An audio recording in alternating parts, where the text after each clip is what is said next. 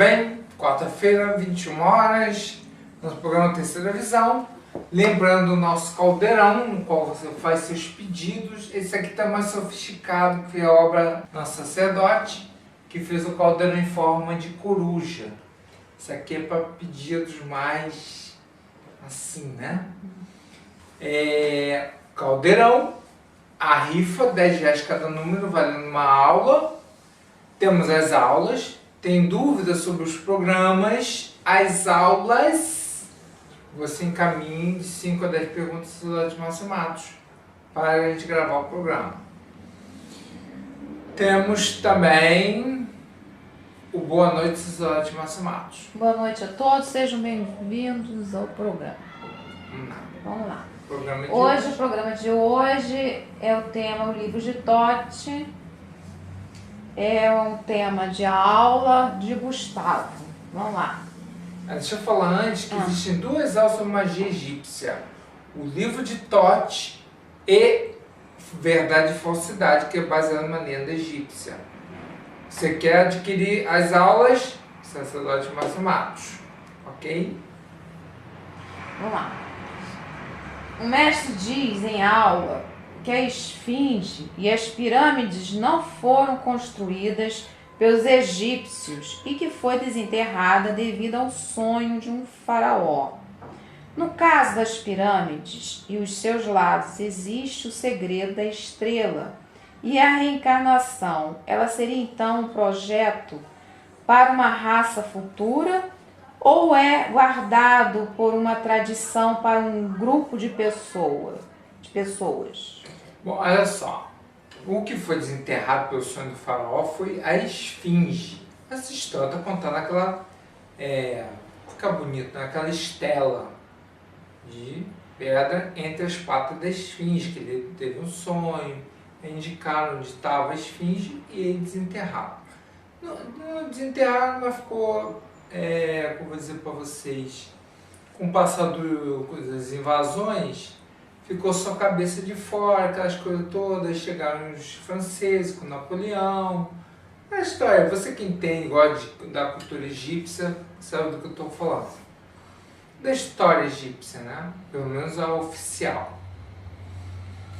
E o que acontece é que pulou de uma coisa para outra, para a reencarnação.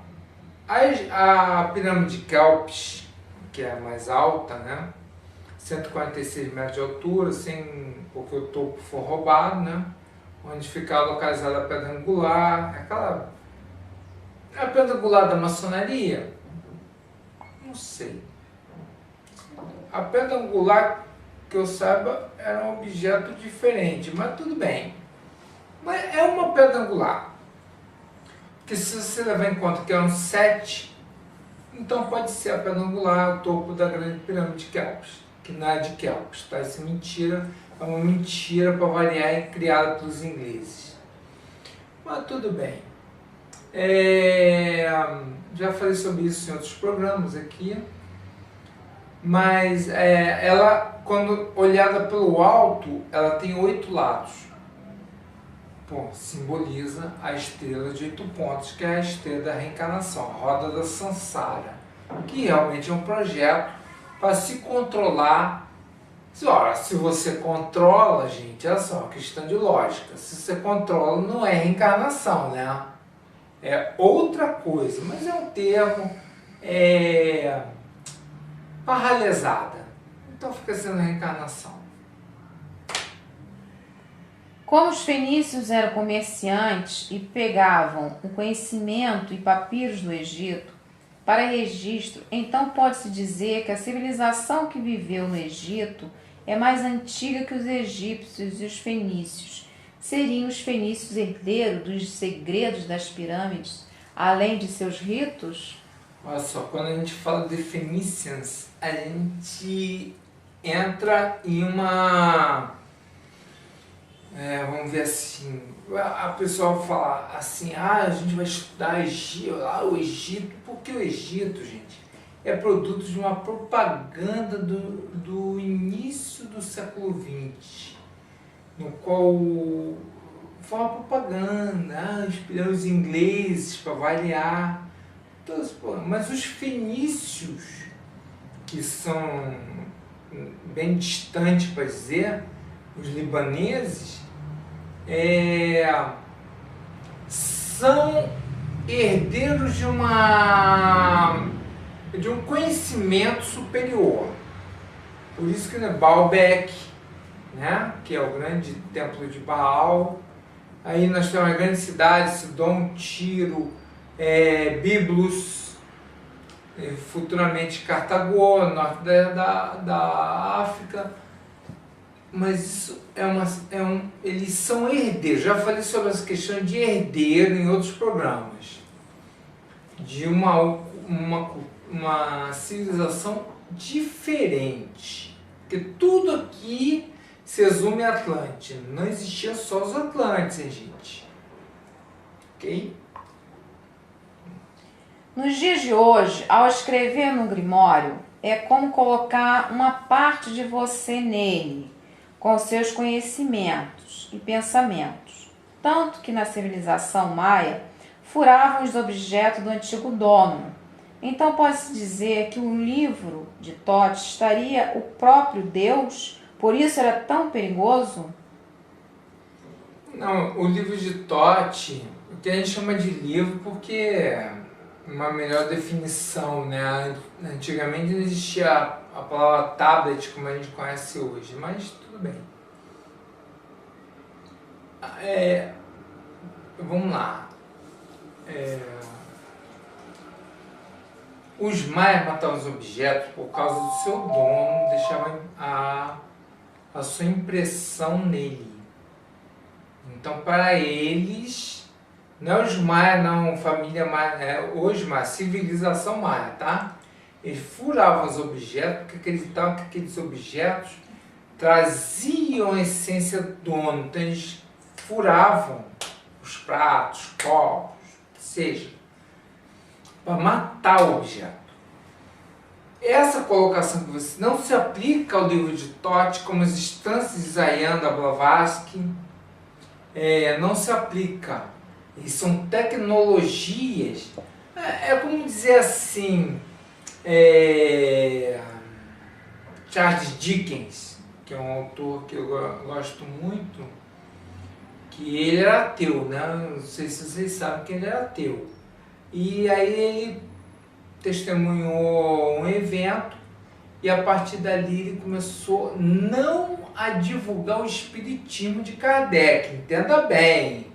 Não, esses autores não são espíritas, eles tiveram acesso a um conhecimento superior e falam de muito do que a gente fala nas aulas. Se você pegar a obra de Dickens, O Adorável Varento, do Scrooge, você vai ver que ele está falando de coisas até anticapitalistas.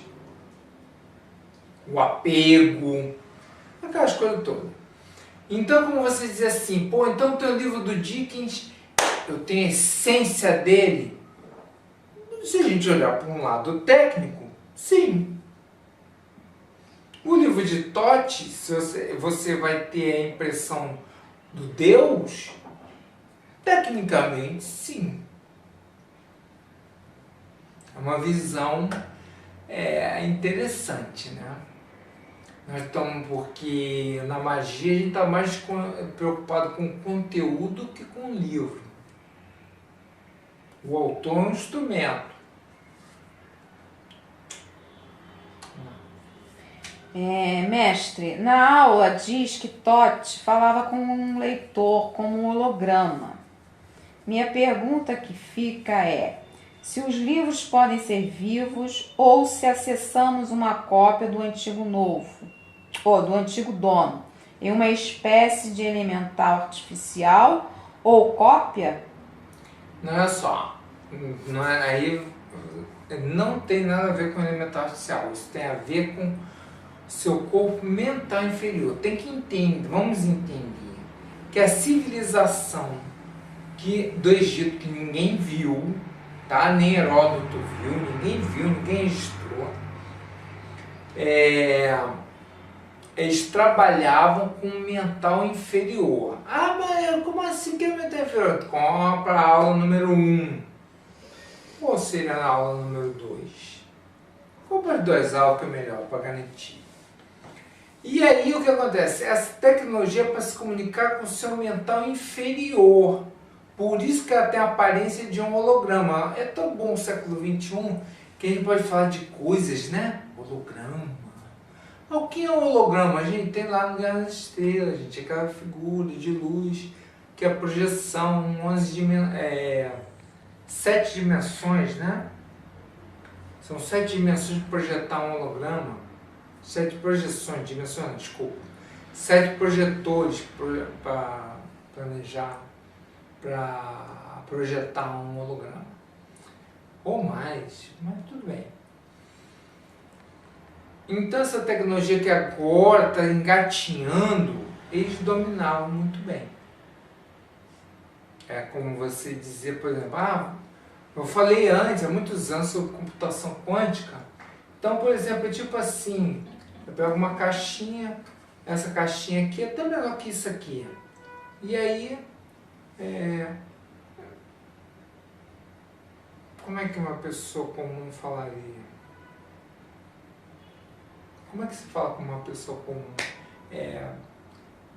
Você é o livro de Totti? Uma pergunta bem imbecil, né? E aí se projetaria e ele narraria a história. Então o livro de Totti não é bem o que as pessoas pensam. Como muito da mitologia egípcia vai falar de seres superiores, de coisas fantásticas, as pessoas nem traduzem, né? Com medo. Dá pra fazer muita série boa. Mas só quer quebrar, né, esse esquema ridículo que a gente tem. Vamos lá. Seria a fotografia uma tecnologia desenvolvida para gravar a si próprio ou, como a etimologia diz, gravar com luz? Os antigos acreditavam que o reflexo da câmera capturava a sua alma, ou seria sua essência elemental para a magia de analogia? Olha só, essa questão vem dos índios norte-americanos, eles falavam que eles se fotografavam, que achavam que ia capturar suas almas, aquela coisa. Isso é um fundamento prático. Por isso que fotografia ela pode ser usada para magia de analogia.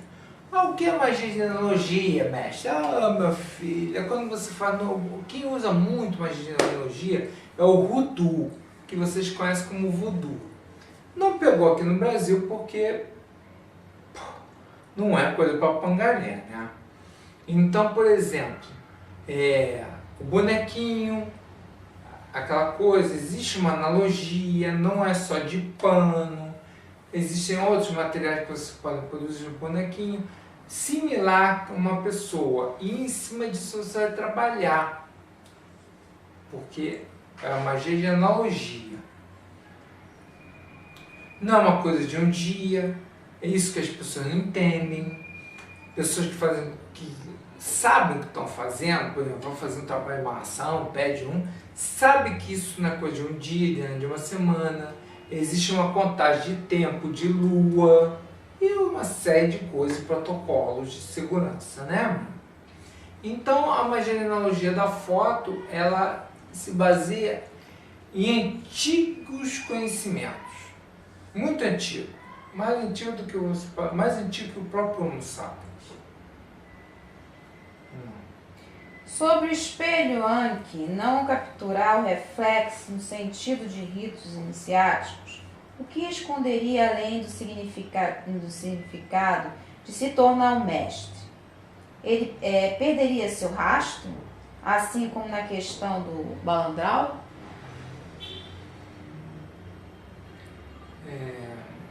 Porque esse daí é da aula do livro de Totti, né, que você fala do espelho. Os magos da Pérsia também tinham um espelho desse.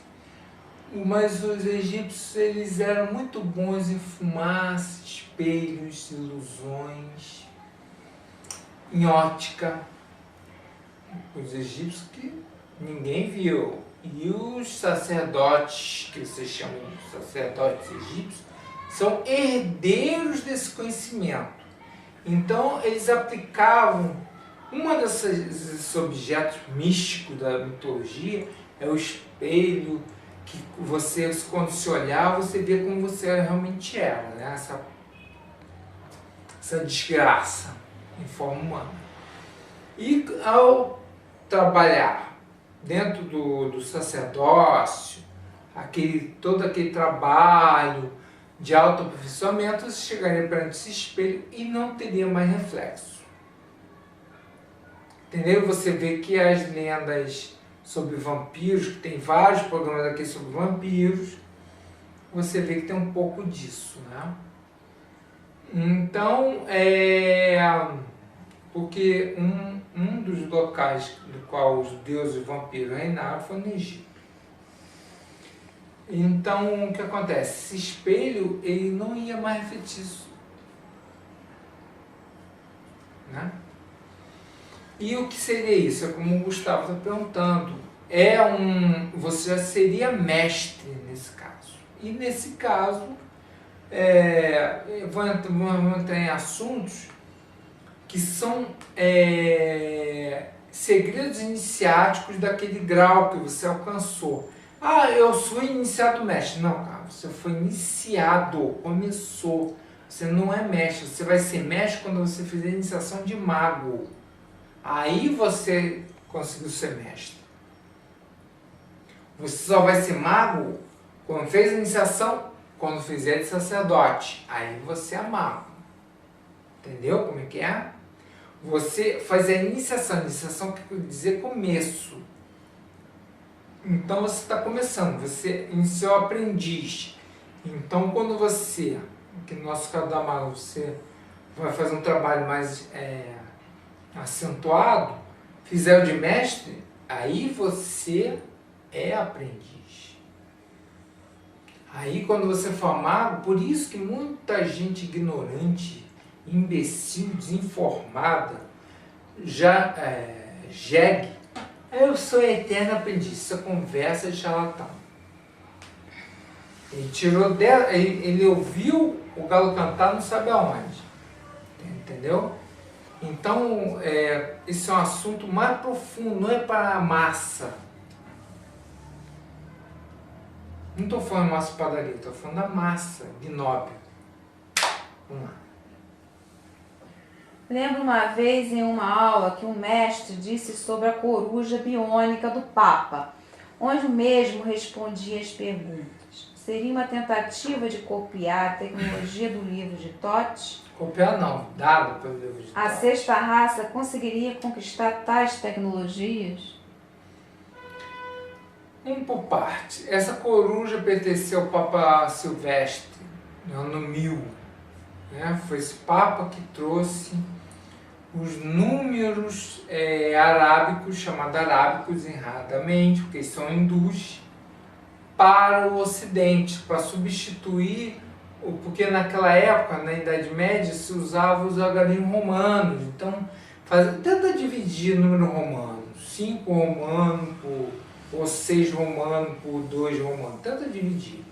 Então a aritmética é um problema sério. O Papa, muito inteligente, pegou isso de onde? Da escola do Islã do norte da África. Olha que, nossa senhora, né? Trouxe para a Europa, mas ele era Papa, gente, da Igreja Católica.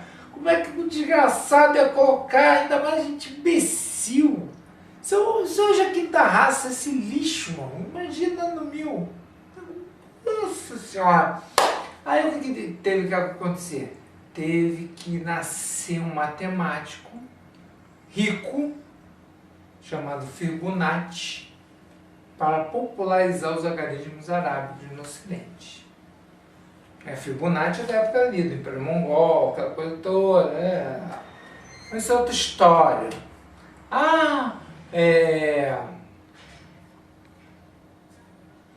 Hoje nós usamos Fibonacci para tudo, né? Principalmente na magia, por coincidência. Então, essa coruja era uma das mecanismo que tinha, que ela voava, cara, aquela desgraça. Eu vou morrer cedo, a coruja.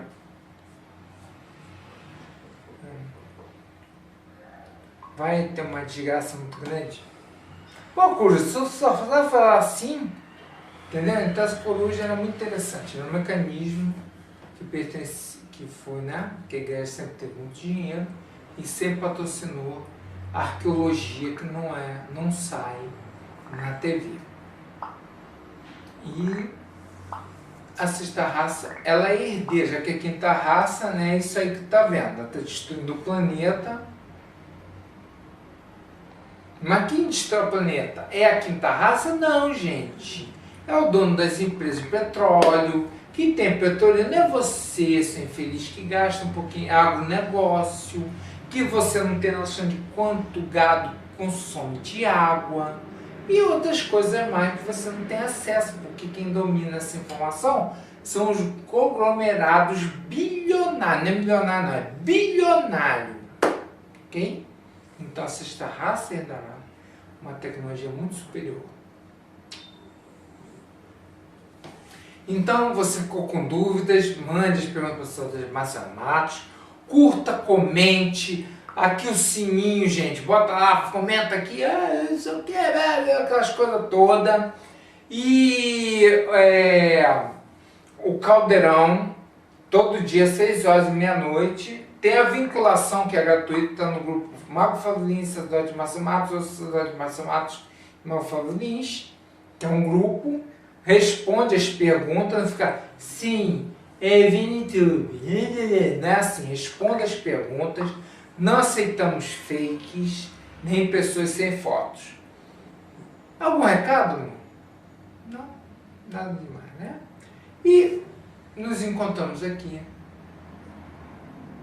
se os mestres permitirem, quarta que vem, 21 horas. Não perca. Até lá.